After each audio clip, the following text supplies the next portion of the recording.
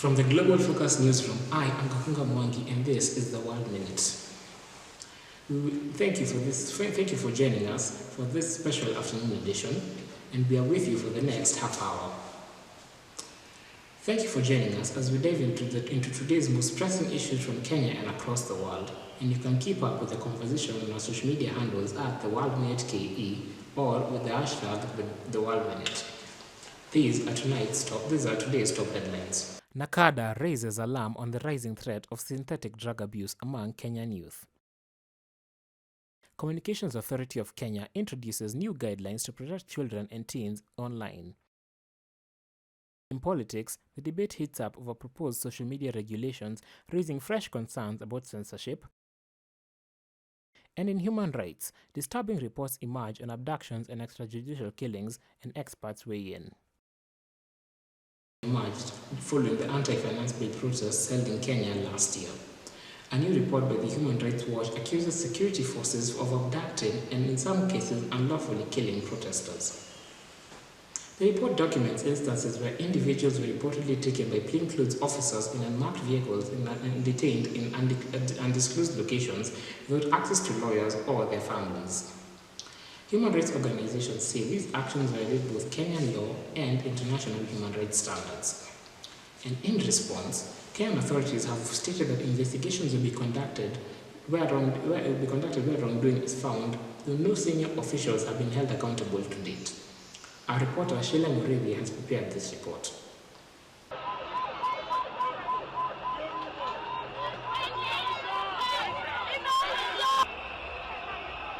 Facing growing pressure over allegations of human rights violations during last year's anti-finance bill protests. According to a report by Human Rights Watch, security forces abducted and unlawfully killed several protestants, many of whom were taken in unmarked vehicles and held without access to legal support or contact to their families. Families of the missing are demanding answers, while right groups are calling for independent investigation into the disappearances. Current case of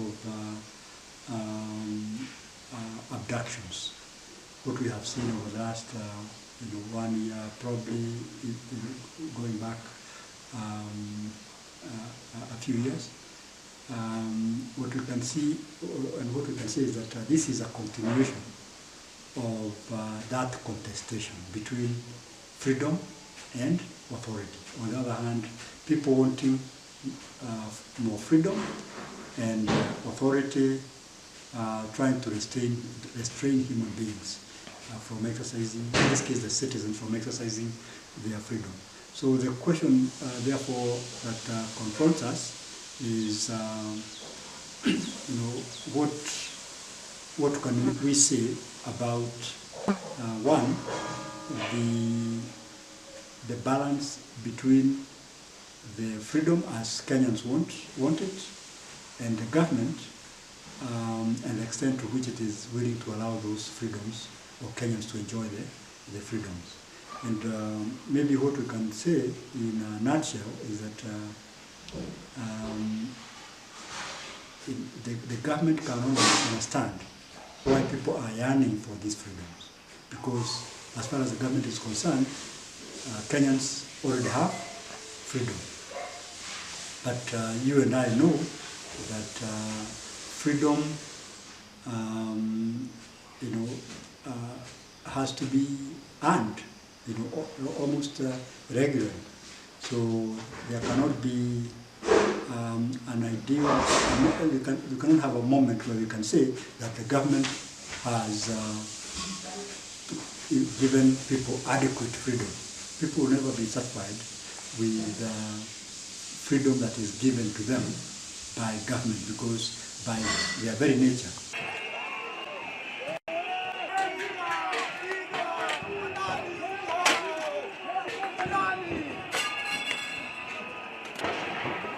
These families deserve justice. The government must be held accountable.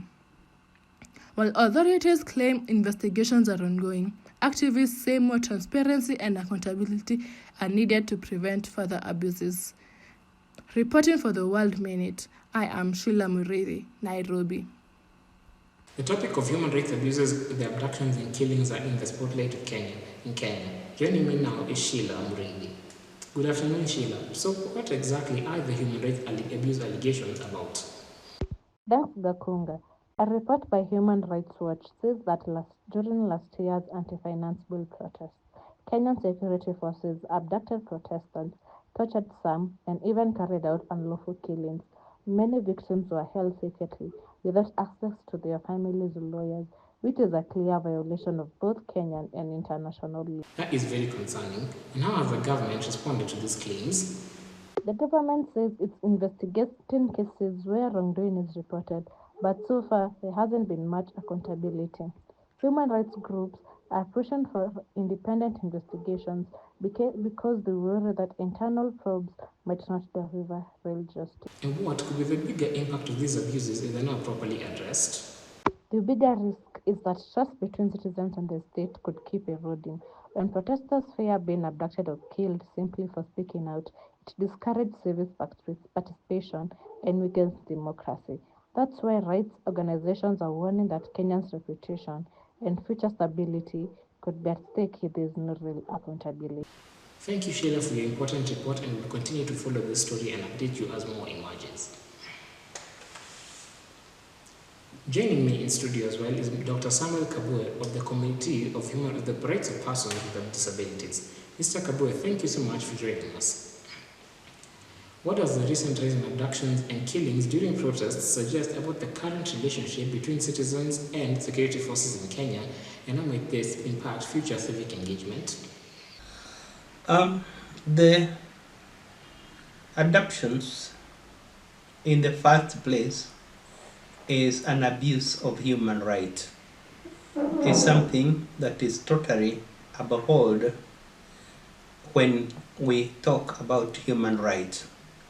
The whole question of deprivation of liberty of people, the whole question of silencing people, the whole question of forced disappearance, and sometimes we see that also very well covered within the Human Rights Treaty on disappearance of persons. All these are issues that undermine democracy. They undermine the rule of law. And in this country, we have had sometimes the government denying that this is happening. And if it is happening without the knowledge of the government, then the government is at fault in that it is not protecting its people. Adoptions are intended to cause fear in people. They are intended to silence people. Of course, to the extreme, they result even in killing. And all these are issues that are within the realms of abuse of human rights. And so what I feel is that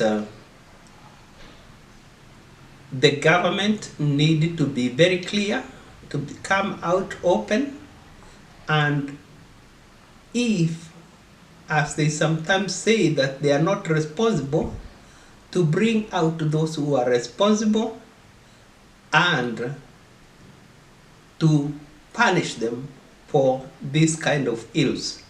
In what ways can Kenya strengthen its legal and institutional frameworks to ensure that security forces are held accountable for human rights abuses, especially during public demonstrations? Kenya has got a very good constitution, and in writing and in the constitution that we have, all these are things that are clearly indicated on what needs to be done. We have, for instance, the establishment of the Kenya National Commission on Human Rights, which is supposed to monitor human rights, supposed to address complaints, is supposed to bring to light, in as far as the government is concerned, what is happening that is not right. We have got the IPOA. This is the body that supervises the police, that punishes the police for doing the wrong things.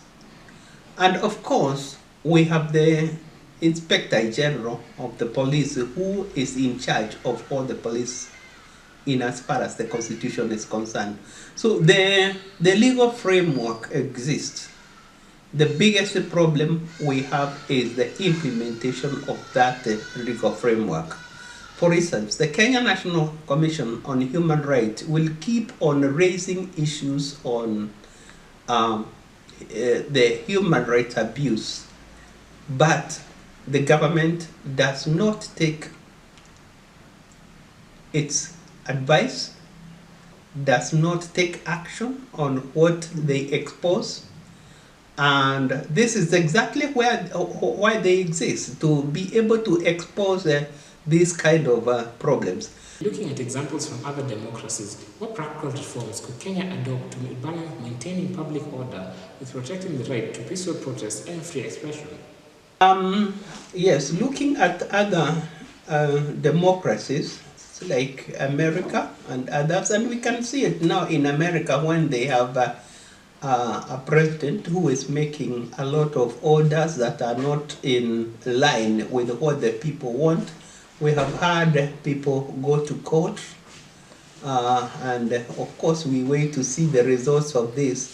So even here, what we'll need to do is to strengthen the role of the governance institutions that are responsible for keeping order, for keeping peace in the country, those institutions that are responsible for protecting of the people.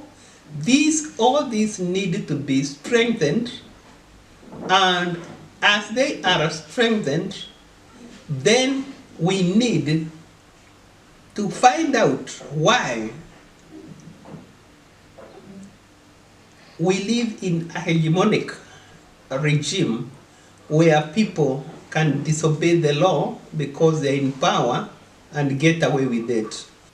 Thank you so much, Dr. Kabwe, for making the time and giving great insights and perspectives.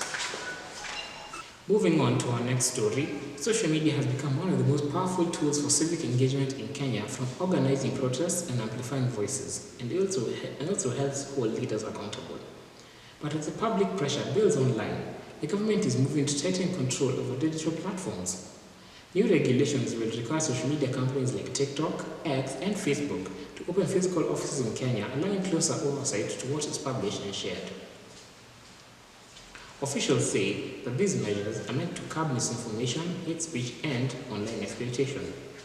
But digital rights advocates worry that this could have a different effect, which is one that limits free speech, chills online dissent, and undermines the democratic space the internet has helped open up for millions of Kenyans.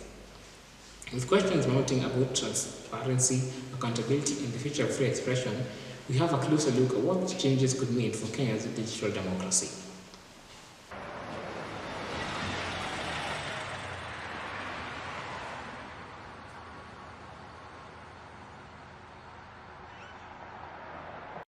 Kenya's digital landscape is heading for a major transformation as the government moves to tighten control over social media platforms.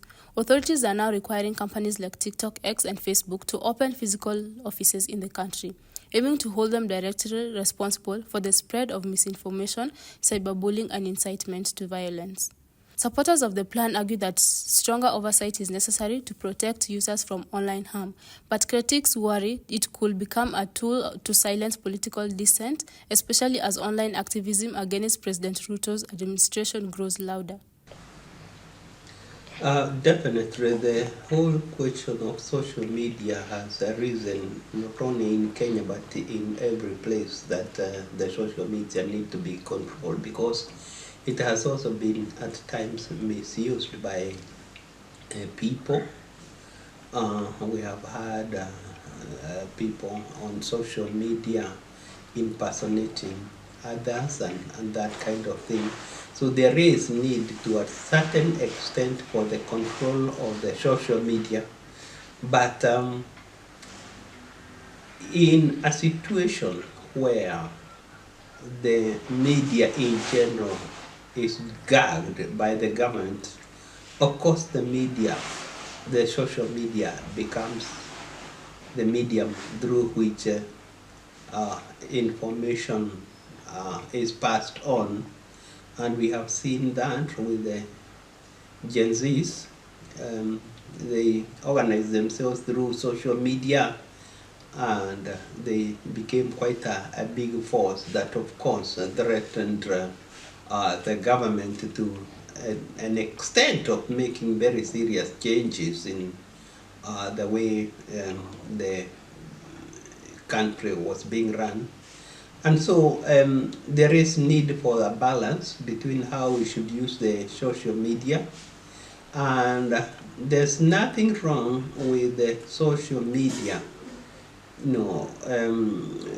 adding its voice to the general media in terms of information communication. Recent months, social media has been a powerful organizing space for protest and public debates on taxation, governance, and rights, giving many young Kenyans a voice they say must be protected.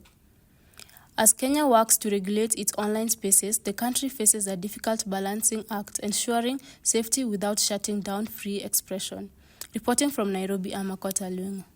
Joining me now is Dr. Mwiro Ngugi, a journalist who is also a lecturer at the University of Nairobi. Dr. Ngugi, thank you so much for joining us. In this digital age where the lines are blurred, how do we balance keeping things safe online while also making sure people can still speak freely? Yes, that is an important question because it speaks to both the need for privacy, transparency, and also freedom. And it's a fine balance that has to be struck between these three. And I think the best thing, or one of the things that could be done, is to make people much more media literate, so that they are able to know what social media is and its benefits, its potential abuses, so that they can then be able to use it for their benefit. This idea of the government having a stronger hand in what happens on social media is not unique to Kenya, but it does spark a debate. And when a government decides what's acceptable online, what are some of the things that could change how we talk to each other and how we get our information? I know that some people are some governments have become very cagey or very suspicious of online activities, and some jurisdictions like Saudi Arabia or even China do not allow the enjoyment of freedom when it comes to this social media. So I think the potential for abuse is always there, but I think the benefits of the social media far outweigh its risks, because some of these risks are risks that can be mitigated through, as I said, media literacy and proper regulation. We hear a lot about fake news and harmful content, and it's a real problem. But if the solution is tighter government control, what are some of the risks we're taking, and could we end up losing something important in the process? I don't think the solution lies in tighter government control. I think one of the things that I would like to emphasize is the need for media literacy. If the citizens know a lot about the technologies of communication, then they are most likely to restrain themselves in how they use those technologies. So the secret lies not just in stricter regulation, but also in educating the users of the technology so that they understand the limits, because it is people who are supposed to restrain themselves, and that is always a better option than having people restrained by government. Thank you so much for taking the time. We value your insights.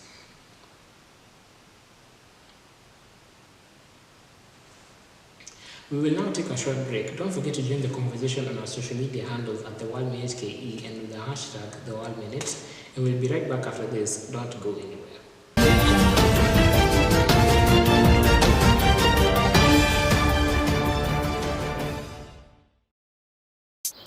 Of course, Blue Band is amazing on toast. Duh. But did you know there's more? Blue Band can do your topping and your frying and stir frying and mixing. Blue Band for stewing, baking sauces, also grilling and toasting. Nice in matoke and ugali and tilapia. That's right. For breakfast, lunch, dinner, snacks. Tasty, crispy. Want a bite?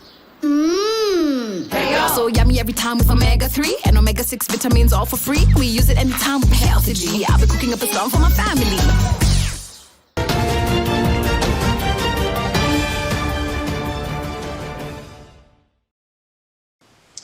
Welcome back to the program and thank you for joining us. Kenya's National Authority for the Campaign Against Alcohol and Drug Abuse, NACADA, is raising new concerns over rising cases of synthetic drug use among the country's youth. According to recent reports, unregulated substances like synthetic cannabinoids, vape products, and designer drugs are becoming more accessible, especially among students and young adults. At the same time, substance abuse within institutions of higher learning have reached what NACADA describes as alarming levels. A separate study by the agency found that nearly 1 in 3 university students have engaged in drug or alcohol abuse, with peer pressure, stress, and even easy access cited as the major contributing factors. Officials say the growing trend not only threatens the health and well-being of young people, but also raises concerns about mental health, school dropouts, and future productivity. In tonight's report, we take a closer look at the latest figures, the social impact, and what's being done to curb the spread of synthetic drug use among Kenya's youth. Kenya is facing a surge in synthetic drug abuse among its youth, raising alarms for health officials and community leaders. Some of these drugs are easily accessible to the youth. They are easy for them to find and buy, which makes it easier for them to use. Then another factor also, it also depends on the family, the background of the child. Depending on how the child has grown up, it is also easy for a child to get exposed to drugs. There are those maybe who grew up in homes where maybe a parent of two is alcoholic, and they're exposed to alcohol at an early age, and they end up taking this alcohol, and it goes up to their youth and beyond. Yeah. According to NACADA, cases of synthetic drug abuse, including vape products and synthetic cannabis, are on the rise, particularly in university and urban areas. These substances are not only more accessible but also harder to detect, making them especially dangerous for young users. From the finance bill venye affect hadi tumeona venye wanaenda streets hadi kupigana. Like wengi sana wanakosa kazi, wengine pia wako na watoi, jua wengine wapata watoi wakiwa early sana. So hiyo kitu, how to handle it, best of it ni use drugs, because inafanya like a certain relaxation apart. Mostly sasa inakuanga like weed ama vile tunaitanga bangi. In my opinion, I think it's because of stress. I feel like we're burdened with a lot of things in life that we're probably not used to. So apart from stress, just to have fun, that's also like a really good point. The rise in synthetic drug use among young people isn't just a health issue. It's social crisis that touches on schools, families, and communities across the country. These substances evolve and become harder to trace. Experts warn that early education, stronger regulation, and support systems will be key to slowing the spread. The challenge is complex, but it is the potential for change. Reporting from Nairobi, I'm Wendy Chalo from the World Minute. Talking to us is Charles Kamau, Program Director at Teen Challenge Rehabilitation Center. Asante sana Mr. Kamau for joining us. What systemic gaps, legal, social, or economic, might be contributing to the rising use of drugs, especially synthetic, among the Kenyan youth despite existing regulations? I think when you look at our country right now, we have an outdated legal framework that was adopted in the year, I think 1989, if I'm right. That's about 35 years ago. So a lot have changed with regard to drug and substance abuse. I think then the most common abused drugs were local brews and other janga, bangi, and so forth. But right now we have other sophisticated drugs that have come into the market. So the trends have really changed. So that's one of the challenge. And therefore, the government lacks provisions. I mean, the constitution lacks provisions for prevention. It lacks provision for community-based care. It lacks provision for rehabilitation. And what we are doing, those of us who are doing rehabilitation, we are having to learn through the job. In Kenya's drug prevention efforts be adapted to address the evolving nature of synthetic drug abuse, particularly among young people? I think one of the things we can do, we should be more focused on the prevention, because what we are engaging more right now is curative. Prevention can be done very well in schools. We need to strengthen early education. We need to have awareness programs. We need to integrate the issues of drugs and substance abuse in our curriculums, in our schools. We need to update our curriculum so that we can be able to talk about these things, because now drug and substance abuse has become a national problem. It's almost every family, almost every the family has been affected. There's an uncle, there's a cousin, there's a brother, there's a sister. Yeah, they are addicted to drugs. So this is something that needs to be done from an early age, because those years are very fundamental, and it affects how somebody is going to react, how they are going to behave in the future. We need to teach our children how to make right choices from the grassroots, how to make right choices, so that by the time they are over 18 years, they are able to make very, very informed choices on how their lives are going to be. And in your view, what role should schools, religious institutions, and local leaders play in preventing youth from being lured into synthetic drug use? I think, as I mentioned there as we started, the schools need to engage in education and awareness from the grassroots. Schools, they should implement comprehensive drug education programs that focus on the dangers of these synthetic drugs. And they need to promote critical thinking. They need to help people to come with healthy decision making. We also need to have support systems, even within our schools and within our churches and within our organizations, within our mosques, to come up with guidance, counselors. We need to have peer mentoring. We need to have mental health resources that can help students cope with stress or peer pressure, and also look at the common triggers that pushes our young people to indulge in drugs. I believe our schools can become the safe spaces. I believe our mosques and other religious places can become our safe spaces, where we have professionals, where we have people who are able to address this menace, even because these things are also getting into our churches and to our mosques. We cannot turn a blind eye. So we need to reach people who can be able to address this and get in touch with institutions like ours. On to our final story. The Communications Authority of Kenya has introduced new guidelines for child protection.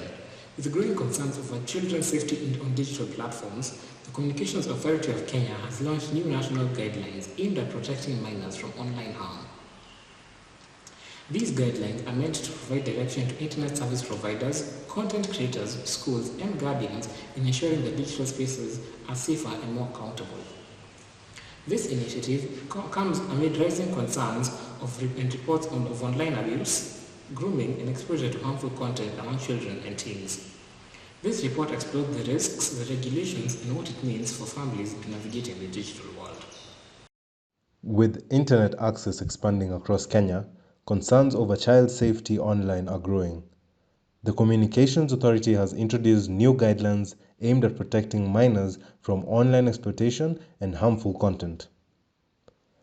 The guidelines focus on stricter monitoring, improved parent controls, and increased accountability for internet service providers. Answering from an IT person's view, tuko na routers that are you can call them child safe. It's an app and a router. You can connect it to your house internet. And as digital platforms continue to grow, protecting young users will require a shared effort from tech companies, schools, and families alike. For the World Minute, I'm Joe Aura, Nairobi. Joining us now in studio is Moses Kemibaro of Tech Survey Africa. Thank you so much, Mr. Kemibaro, for joining us. With Kenya considering tighter social media regulations, how can we balance the need to protect children from online dangers while still upholding their rights to privacy and free expression? As parents, we are not fully aware of just how far and wide they're going. When you open up a computer, a tablet, and give them an internet connection, you don't know what they're seeing and doing. Number two, I think we see a situation where, and we've seen this actually happen, where the children, when they're online, I think there's also this question of behavior amongst themselves, amongst friends, amongst peers, classmates, and we've seen cases of bullying. We've seen cases where they're getting exposed to things that they should not be seeing, and quite often, I think many parents, we are far behind them in terms of realizing or appreciating just how severe these problems can be and how it's affecting them even from a mental health perspective. What more should social media companies be doing to keep young users safe, and how much of that responsibility should be falling on governments like Kenya's to enforce? Let me see if I can answer this question as best as I can. Now, several things are happening already around the platforms that are a bit worrying. I think, first of all, in North America, for instance, and by extension, the rest of the world, Facebook, or rather Meta, is now removing moderation from their platforms. They're basically saying if you come onto a platform, whatever you see, whatever you consume, is all up to you, and we are not going to moderate it. Twitter or X was first to do this, where essentially they pulled back on moderation. And remember, you're talking about platforms that are accessed by children who are, pre-teens, all the way to adults. And now essentially there's no checks and controls around information that exists on these platforms. But what is interesting to note, I think even in North America, before they passed this new law, very suddenly, the likes of Meta were saying that, now we're able to do some age gating and some restrictions, which they had claimed for years was not technically possible. I think the onus is on the platform, because these organizations, at the end of the day, are organizations, which means they're subject to laws, they're subject to regulations. We see this being done very effectively in China, where the restrictions are so very strong when it comes to how their social media platforms operate, and how the government is able to exert incredible controls and checks, which if they do violate, actually they'll be essentially suspended from business. So I think at a technical level, it is very possible. I think the biggest problem we have is that many of these platforms are incentivized to share and allow certain behavior on their platforms that are considered to be inappropriate, and more so for children, because they're making so much money. These are companies that are turning over billions of dollars. I think right now the numbers are something like 70 to 80% of our internet time is spent on social media globally. Now, if they're essentially owning the attention of the world's audiences of billions, this gives them a fertile ground to monetize that attention. And unfortunately, the content that gets the most attention, or the algorithms are rewarding the most in terms of visibility, is the content that tends to be of a questionable nature. So I think that at the government level, we've seen it in China, we're seeing it in places like Australia. They are able to mandate the platforms to actually restrict access. They're able to put regulations that mean that there are going to be very hefty fines and considerations when they violate that. We've seen this even in Europe, where as per the GDPR, which is the privacy law in that region, the likes of Google and Meta are paying out billions of dollars just on data privacy violations. And again, this extends all the way down to children, if you can imagine that. So what I'm trying to say in a nutshell is, I think the countries have the mandate and their responsibility to take control of these things. Thank you so much, Mr. Keibaru, for your time and for your insights. We have now come to the end of this edition of the World Minute, and before we close tonight, here is a recap of the world of the top stories.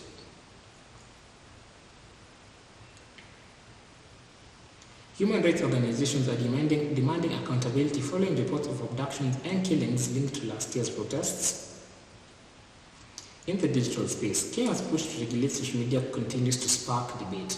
New government measures are requiring platforms to set up local offices, and this has raised concerns about censorship and the future of online freedom.